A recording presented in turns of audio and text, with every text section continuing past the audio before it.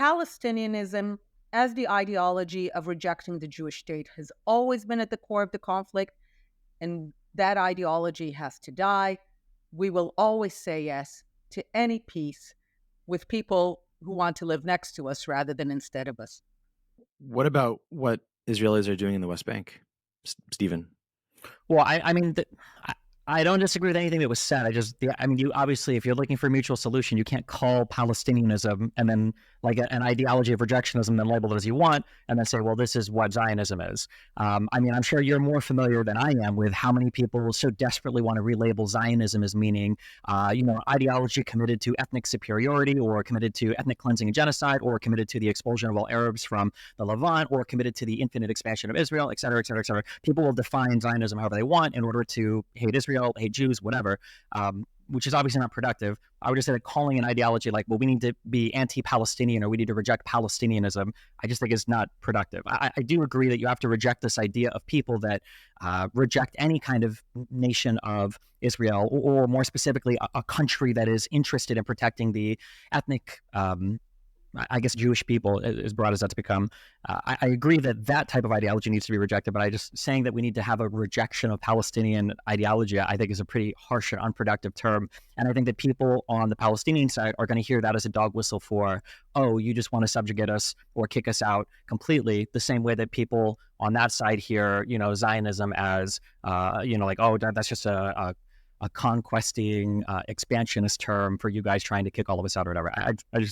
I reject, I guess, the terminology there, but I don't think I reject any of the underlying ideas, unless the terminology is being used to sneak in other underlying ideas. Maybe just a semantic thing. I mean, we both agree that Palestinians who want peace for both peoples, like we believe in their right to have a state, and we both agree that Israelis who use the term Zionism as meaning just wanting a home for the Jewish state, we support that as well, and we just disagree with anyone who stands on either side and rejects peace with the other people. So I think part of this is just a semantic thing. I don't like dismissing things as semantics. Language is important. It's arguably the thing that makes us human, right? Language is one of the most important things that we have, and a lot of people use semantics.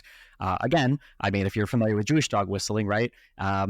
Like they or them or whatever, like people use semantics to sneak in a lot of garbage. So I would be uncomfortable, I guess, siding with anybody that says we need to reject Palestinian ideology, because it's like, well, hold on, what does that mean? Because in one crowd you might say like, well, that just means that we need to reject the people who don't accept that an Israeli state can exist that is interested in the protection of Jewish people. And that's, I think that would be the message that I think people would hear when you say that. Yeah. What do you think, Einat? So I agree the language is important, but it's actually, this is something that is more empirical. It's not about I know people love the story of extremists on both sides, but it actually has no legs to stand on. If people want to look, I have my longer talk, which I kind of go through the history of, and my personal history of also believing that the only thing that stood between us and peace are things that have to do with territory. So ending the occupation, Palestinian statehood, no settlements, only to discover again and again that what stands between us and peace is the Palestinian ideology that rejects wholly and totally the existence of a sovereign Jewish state anywhere in any part of the land between the river and the sea. And I always, as I go through that, I'm sure you know, and we talked about it, I think, last time as well, I bring this quote by Ernst Bevin, the British foreign minister after World War II, and this will also begin to address the West Bank question. He goes to the British Parliament in February 1947 to explain why Britain failed out to fulfill the mandate to help the Jews achieve a state. It didn't fail the Arabs, there's Jordan, there's Iraq, but it fails the Jews. And he needs to explain why. And he says His Majesty's is thus faced with an irreconcilable conflict. Now, he calls it irreconcilable in February 1947. In February 1947, there's no occupation of the West Bank and Gaza. The West Bank is not yet called the West Bank because Jordan has not yet created and annexed it. There are no settlements, there's no occupation, there's no blockade of Gaza, there's no Gaza Strip as such. There are no Arab refugees because they haven't yet waged war. There's no state of Israel. So all the things that we bring today as the reasons, the causes for the Palestinian anger, grievances, violence don't exist yet, which is why this is so valuable. Because already in February 47, he says His Majesty's government is thus faced with an irreconcilable conflict. He calls it irreconcilable when nothing exists in terms of West Bank or settlements or all that. And yet, and then he goes on to say, the reason that the conflict is irreconcilable between the Jews and Arabs in the land, he says, is because for the Jews, the top priority is to establish a sovereign Jewish state. So that's Zionism. That's actually a clear definition. The political movements for self-determination, the Jews want statehood, sovereignty for the Jewish people and nation and their ancestral homeland. Doesn't have to be all of it, can be part of it. This is why the Jews say yes to multiple partition proposals. And then he goes on to say, and the Arabs, and they're not yet called Palestinians, but they will be one day. And he goes on to say, and the Arabs in the land, their top priority, remember, is to resist to the last the establishment of Jewish sovereignty in any part of the land. So already in February 47, he understands that what unites the Arabs of the land, the Palestinians later to be called, is the rejection of Jewish sovereignty as a top priority. I have come to call that Palestinianism. You can call it anti-Zionism, Arab anti-Zionism, rejection of Jewish sovereignty. But unfortunately, in the last century, there are no exceptions to that ideology. There have no leaders, but not even any notable voices among the Palestine Arabs who have put forth a vision of wanting to live next to a Jewish state rather than prioritizing the non-existence of a Jewish state. So in that sense, I think I'm on very solid ground when I'm saying that this ideology, however you call it, of rejecting a Jewish state anywhere between the river and the sea is what unites and connects the Palestinians. What in 47, why did the Arabs, or why was it said that there were irreconcilable differences? Where did that stem from? Because by definition, if the Jews want a state and the Arabs want the Jews not to have a state, that's irreconcilable. You cannot negotiate that. He's not saying the Jews want a state, the Arabs want a state, and we just need some help dividing the land equitably. He says, as a matter of top priority, the Jews want a state, and the Arabs want the Jews not to have a state. Now you might ask, but where did the feelings come from? Why do they not want the Jews to have a state there? Okay, so that's really a question that a lot of people, once they internalize that this is at the core of the conflict, then a lot of people ask exactly this question: then why? Why for a century divert all your significant capabilities as a people to the destruction of the Jewish state? And here, there are a couple explanations. I think some changing demographics have to do with it, but I think it's a very small reason. I can explain later why.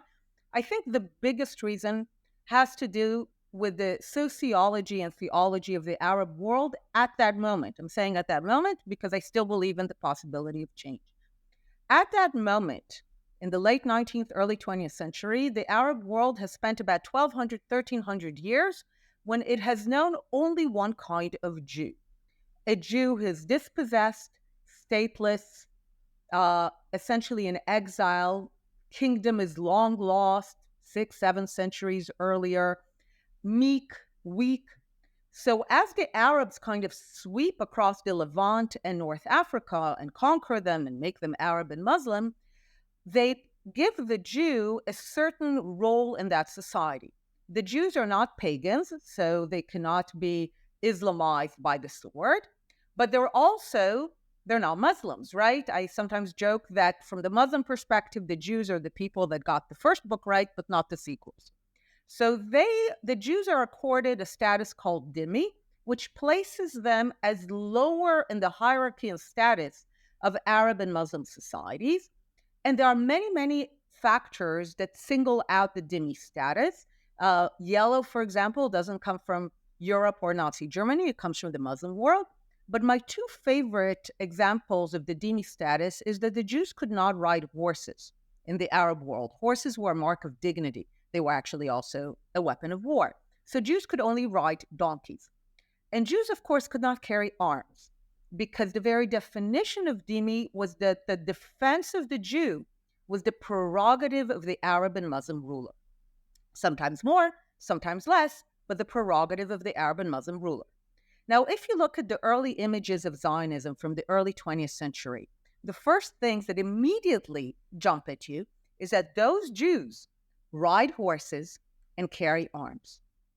Imagine the sociological, theological, cultural shock of having people whom for 1,200, 1,300 years you were used to looking down upon, that as far as you were concerned, it was a law of nature that those people were below you, they were defenseless, they had certain markers, and those people are rising in the name of this ideology of Zionism to say, we are your equals, we will defend ourselves by ourselves.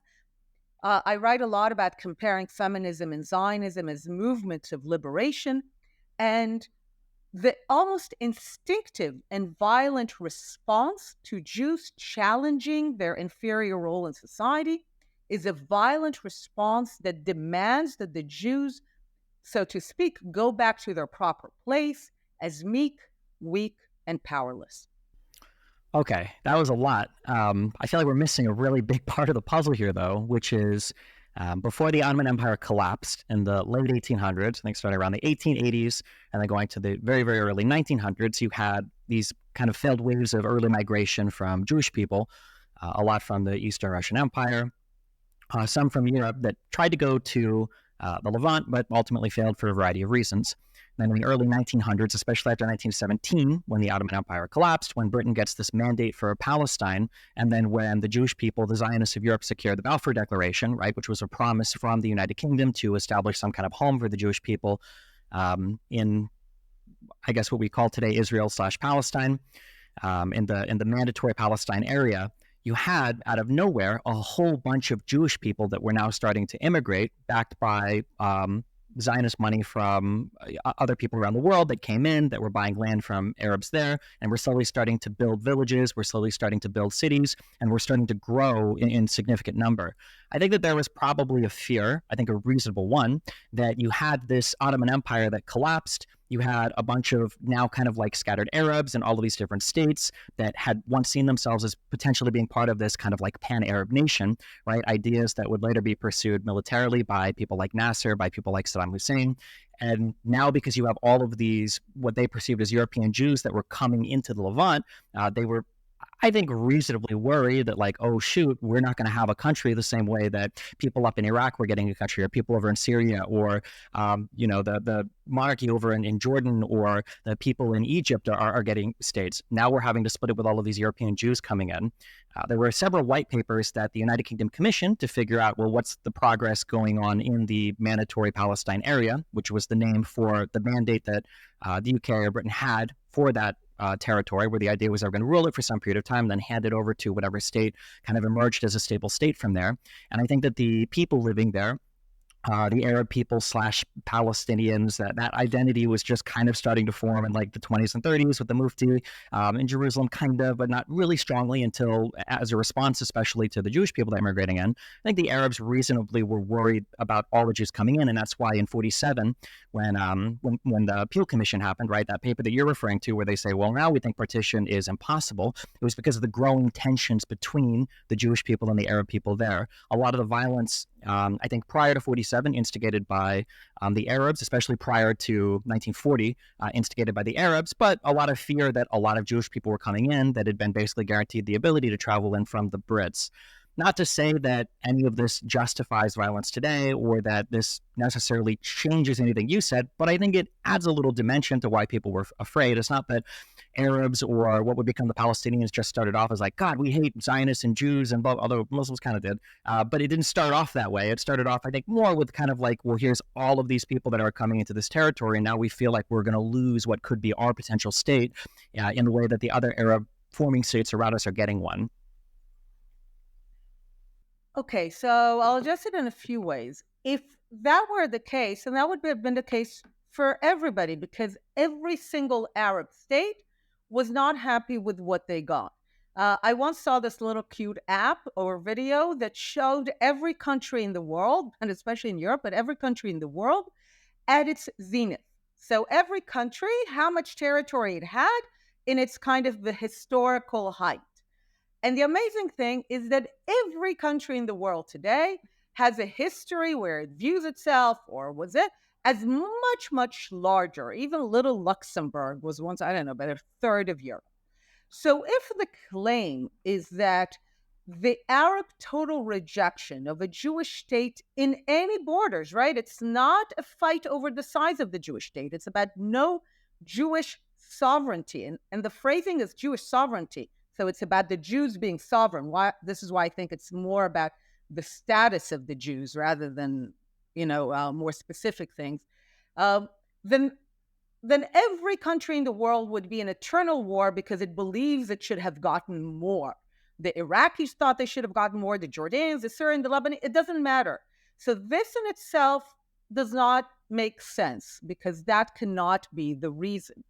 The other thing about the changing demographics, one of my favorite things, first of all, there was the Jewish immigration before. As people know, in the 19th century, Jerusalem is a Jewish majority state, but really the rise in the Arab population of the Mandate area, amazingly, in the years 1930, 31, 32, the rise in the Arab population of the Mandate is the highest rise of a population anywhere in the world.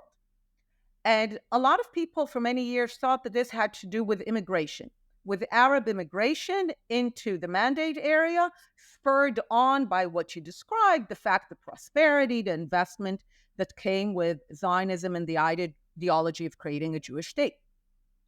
But what's amazing, and hopefully this can be shown, or maybe you can then put a link, but if you can see a bit, you can see two maps here. The two-toned map is the partition map, and the blue and light blue is the incidence of malaria in the early 20th century. So what you see, it's almost one-to-one. I have also another map that shows that this is also the map of land ownership. So basically, the Jews purchase malaria-infested land, mostly from absentee landlords, and they eradicate malaria, bringing science. They're one figure in particular, an ardent Zionist who brought about the eradication of malaria. And actually, the rise in the Arab population in the 30s is in large part due to the eradication of malaria. So the demographic changes actually are as much a part of Zionism actually leading to the rise in Arab demography. There are more Arabs. So again, to claim that there was a fear, that makes no sense. And ultimately, even if there was a fear that they will not get a state, then you can't explain why, once they are given two opportunities in 1937 with the Peel Commission to have an Arab state on 70% of the land, and the Jews were only given 17%, the rest was going to be international. And in 1947, when they are offered this map where the Jews are essentially going to be given the lands in which they eradicated malaria plus desert, and on both occasions, the Arabs, in their words, just in their words, we don't have to put ideas into them, say very clearly that it's more important for them that the Jews not have a state. And by the way, they say that. They say that the Jews are not a people worthy of a state. They say that the Jews, this is not their appropriate status. They talk about the existence of Jewish sovereignty as a source of shame. But if they were merely concerned about having a state, they actually had clear and distinct opportunities to have a state. But not only have they rejected those opportunities every time, they went to brutal war between 36 and 39 and between 47 and 49. In both cases, in 36 to 39, unfortunately, they had a big political win in which they managed to prevent the establishment of a Jewish state on the eve of the Holocaust, which is why, in parentheses, I think they bear also great responsibility, at least for the fact that hundreds of thousands of Jews, if not more, did not have the state that they were supposed to have in the 30s. But ultimately, if their concern was about having a state, they should have done what the Jordanians and Iraqis and Syrians and Lebanese and the Luxembourgians did, which is accept a state, which is not everything, but is something. But the fact remains that it was always more important for them, in their words, that the Jews not have a state than to have a state for themselves of any size. Yeah, I mean, the Jordanians, the Iraqis, the Syrians, the Lebanese, the Egyptians, none of these people were asked to split their territory with what they saw as European transplants. Again, I don't deny that they rejected the existence of what? Oh, again, this is an imposition of a later view. They did not view them as a European transplant. They understood very well that they are Jews. They knew what Jews are. Sure, but they absolutely viewed them as European transplants. Right. No. They viewed them as Jews who dared challenge the appropriate order of being at the bottom. Do you think that if it would have been British people or if it would have been any other group of people, you think they would have been okay with them moving there? I think it would have been a much less emotional and a much shorter conflict, yes. But Stephen, I don't want to get away from your first point. Your first point was that these other countries didn't have to split their territory within other people. So they were viewed as like Europeans. This idea that it was just because they were Jews is nonsense. There were a whole bunch of people that were being moved into their region of the world after they had lost to Britain, and they viewed it as basically, oh, you're bringing in a whole bunch of Europeans now. They were Jews, and Arabs and Jews do have a special relationship, of course, but I don't think that made it significantly worse. I think it could have been Christians, it could have been other types of people, it could have been Russians, it could have been Brits, it could have been Americans, it could have been anybody. They would have viewed it as an imposition on their land, that everybody around them, all those other countries you mentioned, all had their own territory. And as much as you might say, nobody was happy with what they were given, I don't believe there's been any border changes or territorial changes whatsoever since the collapse of the Ottoman Empire. Einat, you're trying to create an analogy to say the other countries didn't have the same reaction as the Palestinians, but I think what Stephen's saying is the other countries didn't have to split their territory. How do you think of that? Of course, everyone had to split their territory. That is the very essence of the breakdown of empires.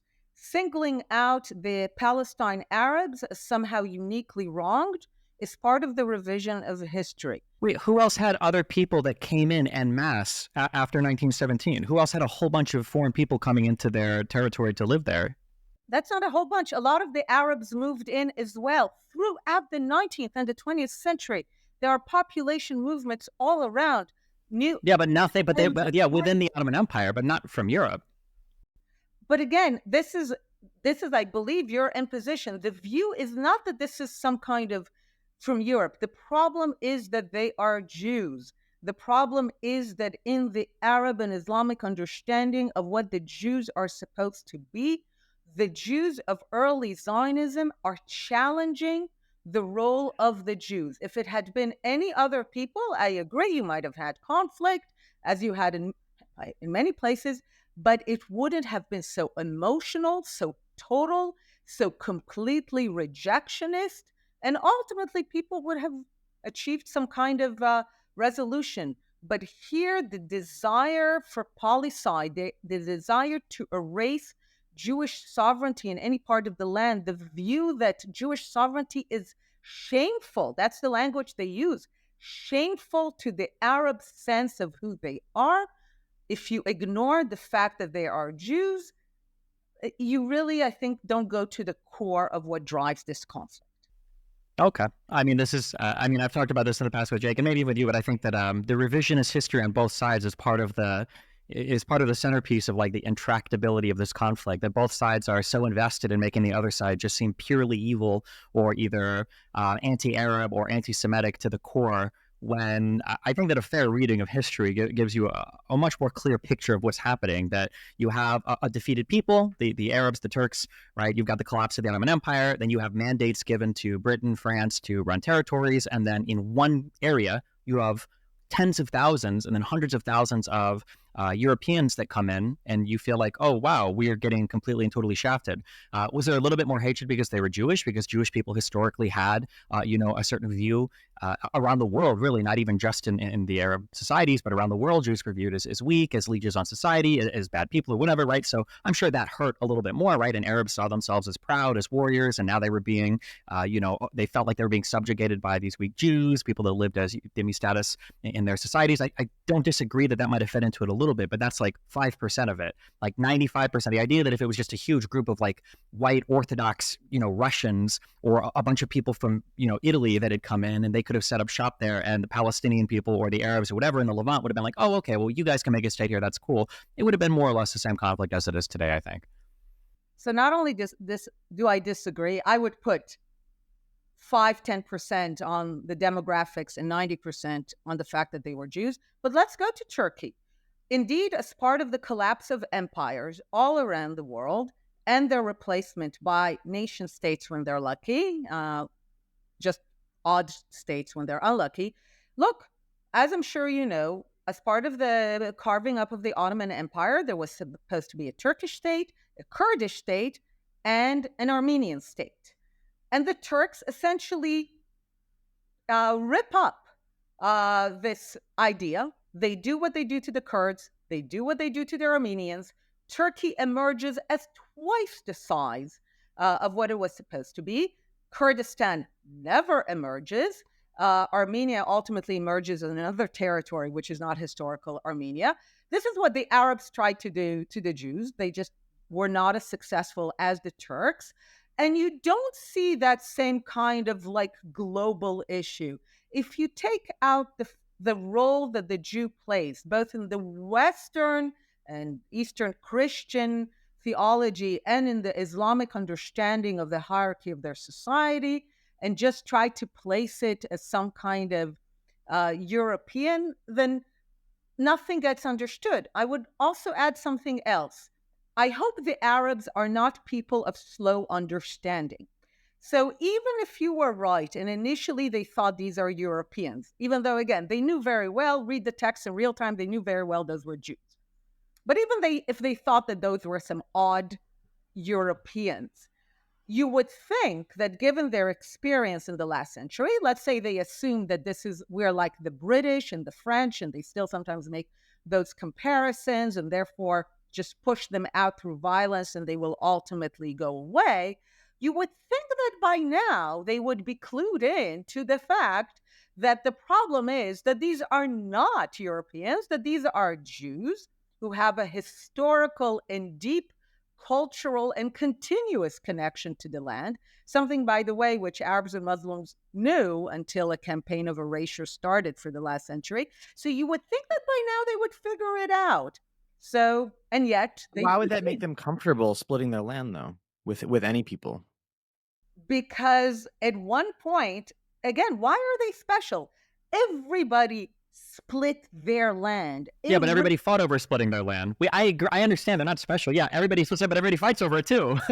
Exactly. But at one point, people figure it out, they end it, and they choose a path in which, yeah, they don't get everything they want, but they get enough to have a state. But we, for some reason, still are stuck at a point where the vision is from the river to the sea. And I am arguing that if you take from the equation the fact that this is about Jews, you cannot account for why it continues so long with such ferocity and with no alternative voices, with complete dedication.